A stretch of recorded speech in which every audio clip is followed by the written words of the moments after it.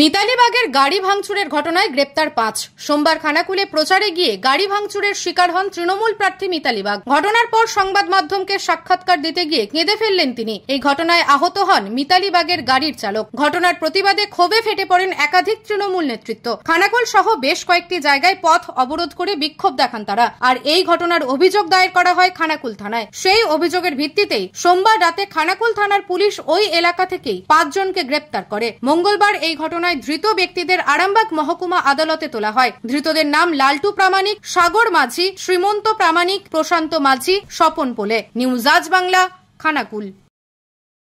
তোর ছোঁয়ায় বদলে যায় মন, যতন করে সাজাবো আজ সুখী গৃহকোণ। মন পছন্দের শেষ কথা মানি লোকপ্রিয় মার্বেল অ্যান্ড হার্ডওয়্যার, সততাই আমাদের মূলধন।